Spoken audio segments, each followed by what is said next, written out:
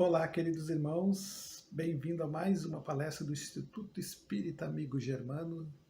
Meu nome é Janes, espero que todos estejam bem.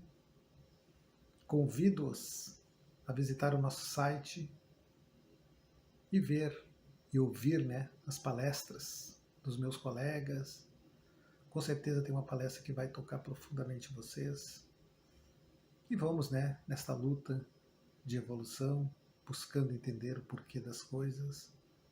E o Espiritismo é uma excelente fonte de informações para nós. Então, pessoal, nós temos grupos de estudos de segunda a sexta, nós temos um atendimento fraterno de segunda a sexta, das 10 da manhã às 11h30. Se alguém estiver precisando de um passe, de uma palavra amiga, consoladora, nos procure. Pessoal, hoje falaremos do item 9 do capítulo 17. Item 9 do capítulo 17 do Evangelho segundo o Espiritismo, terceiro livro de Kardec. Superiores e inferiores. Gente, quantas vezes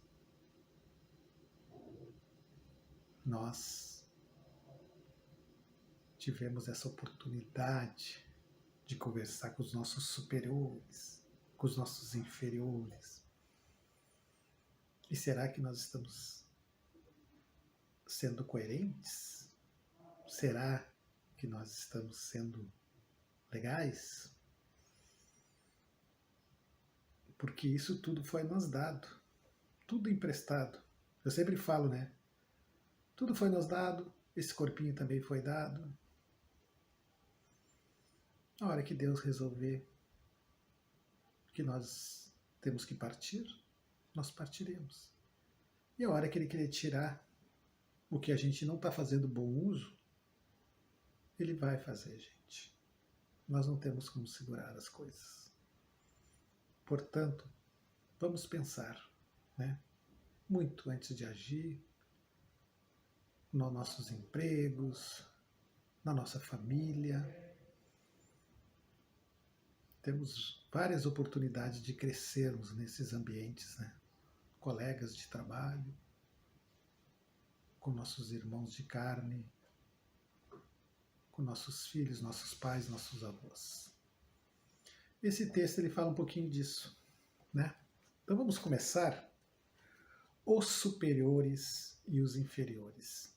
Gente, eu gosto de citar no Evangelho segundo o Espiritismo de Allan Kardec, capítulo 17, item 9. Os superiores e os inferiores. Terceiro livro de Kardec, Senhores Espíritas. A gente vai citar também o primeiro livro de Kardec aqui um pouquinho do Consolador também, o que Emmanuel, que era um dos mentores de Chico Xavier, falava também sobre essa questão. Então a gente debate um pouco, conversa um pouquinho. Então o item 9 diz: a autoridade, da mesma forma que a fortuna, é uma delegação do qual será pedido conta àquele que dela se acha investido. Não creias que ele seja dado para lhe proporcionar o vão prazer de comandar. Aí quem acha que está de chefe aí, quer mandar em todo mundo, não é bem assim, gente. Nem assim como creis falsamente a maioria dos poderosos da terra. Como um direito, uma propriedade. Às vezes tem alguns chefes de países aí que a gente sabe, que acham que são dono de toda a sua população. Olha o quanto é importante a gente tomar cuidado quando a gente está no cargo de chefia, gente? Deus, entretanto, lhe prova suficientemente que não é uma e nem outra coisa. Uma vez que ele retira quando não lhe apraz, ou quando não está sendo usado da maneira que Deus quer essa autoridade, esse poder, né? Se fosse um privilégio ligado à sua pessoa, ela seria inalienável. Ninguém pode dizer que uma coisa lhe pertence quando lhe pode ser tirada sem nosso conhecimento, ou seu consentimento.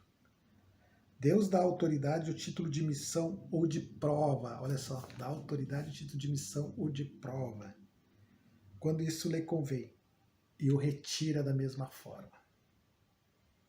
Aquele que é depositário da autoridade, de qualquer extensão que ele seja, desde o Senhor sobre seu servo até o soberano sobre seu povo.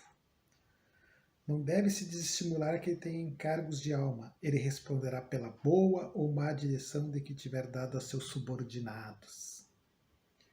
E as faltas que esses poderão cometer, os vícios e que serão arrastados em consequência dessa direção ou de maus exemplos, recairão sobre esta pessoa, enquanto que recolherá os frutos de sua solicitude para conduzir aos bens. Olha aí, conduzir ao bem. Então nós também temos duas missões, né? Podemos fazer uma errada e uma certa. Podemos conduzir para o mal ou para o bem. Todo homem tem sobre a terra uma missão pequena ou grande. Qualquer que ela seja, é sempre dada para o bem. É, pois, nela falir a falsear em seu princípio. Então todas as missões são dadas para a gente, é para o bem. Lembrem-se disso, sempre para o bem. Se Deus pergunta ao rico, o que fizesse da fortuna que deveria ser em tuas mãos uma fonte espalhada, uma fecundidade ao teu redor? Ele perguntará àquele que possui uma autoridade qualquer, o que fizesse desta autoridade? Que mal detivestes? Que progresso fizeste?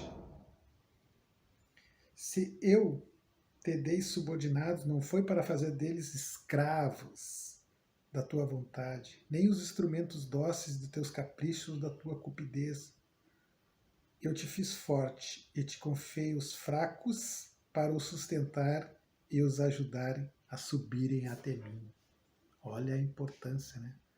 Deus te dá pessoas mais fracas, mais frágeis, para tu ajudá-las, para se aproximarem de Deus, né? Muito cuidado.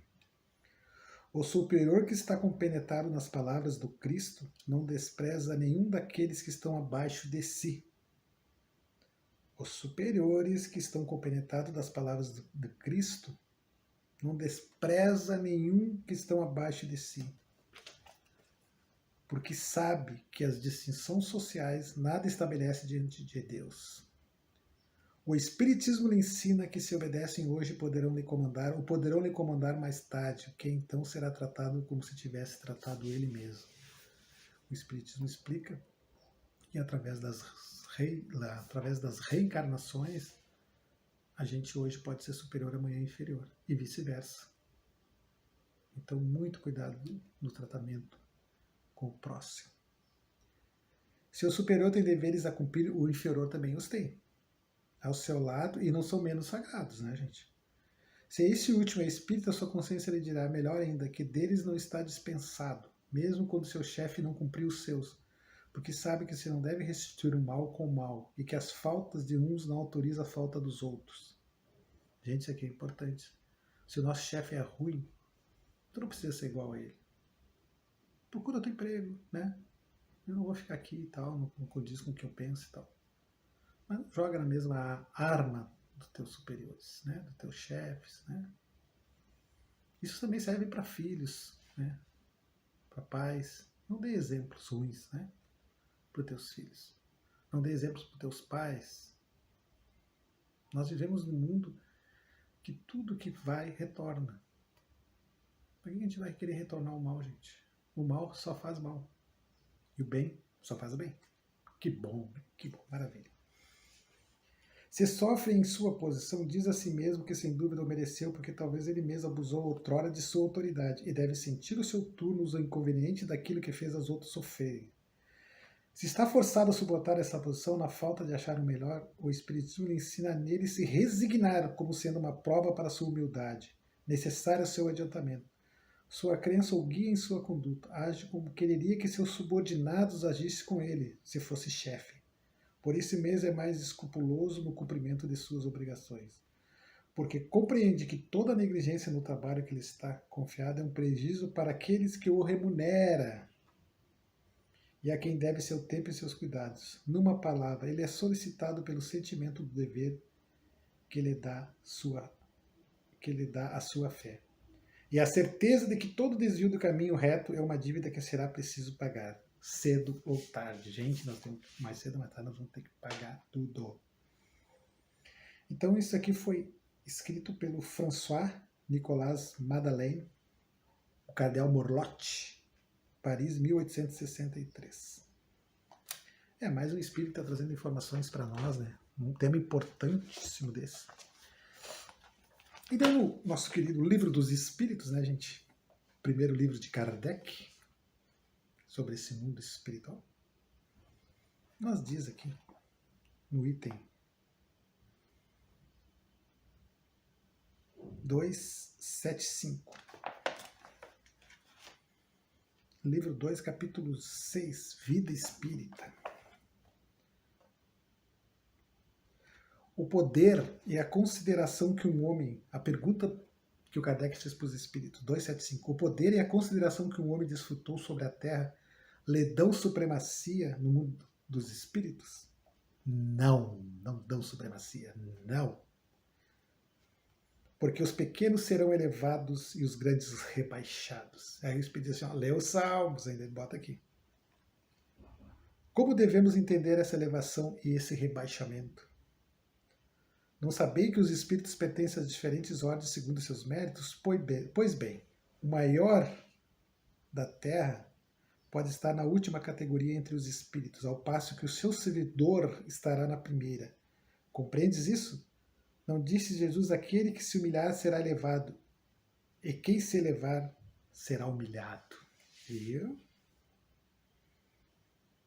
Aquele que foi grande, isso na 276 agora, na pergunta 276. Aquele que foi grande na terra se encontra inferiorizado entre os espíritos? Experimenta isso com humilhação? Frequentemente muito grande, sobretudo se era orgulhoso e invejoso. Aquele que foi grande na terra se encontra inferiorizado entre os espíritos? Experimenta com isso humilhação? Frequentemente muito grande, sobretudo se era orgulhoso e invejoso. Olha aí. Isso aqui é 277, só para vocês terem uma ideia na questão do exército, né? Que a gente tem muitas essas hierarquias. O soldado que depois da batalha reencontra seu general no mundo dos espíritos reconhece-o ainda por seu superior? O título não é nada. A superioridade real é tudo. Esses espíritos falando, meus irmãos. E agora para uma última do Emmanuel, do livro O Consolador. A desigualdade verificada entre as classes sociais no universo dos bens terrenos perdurará na época do porvir? Essa foi feita uma pergunta para o Emmanuel, no livro O Consolador. Pergunta 55. A desigualdade social é o mais elevado testemunho da verdade da reencarnação, mediante a qual cada espírito tem sua posição definida de regeneração e resgate. Nesse caso, consideramos que a pobreza, a miséria, a guerra e a ignorância, como outras calamidades coletivas, são enfermidade do organismo social, devido à situação de prova de quase generalidade dos seus membros. Cessada a causa patogênica, com a iluminação espiritual de todos em Jesus Cristo, a moléstia coletiva será eliminada de ambientes humanos. Então essa desigualdade tem que acabar. Pode-se admitir, pergunta 55, pode-se admitir em sociologia o conceito de igualdade absoluta? A concepção igualitária absoluta é um erro grave dos sociólogos, em qualquer departamento da vida. A tirania política poderá tentar uma imposição nesse sentido, mas não passará das especulosas uniformizações simbólicas para efeitos exteriores, porquanto o verdadeiro valor de um homem está no íntimo, onde cada espírito tem sua posição definida pelo próprio esforço. Poderão os homens resolver sem atritos as chamadas questões proletárias?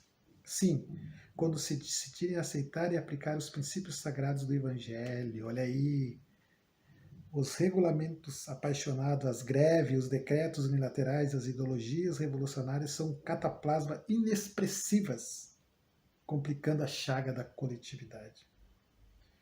E a pergunta 60. Como se deverá comportar o espiritismo perante a política do mundo? O sincero discípulo de Jesus está investido na missão mais sublime em face da tarefa política, saturada de lutas materiais.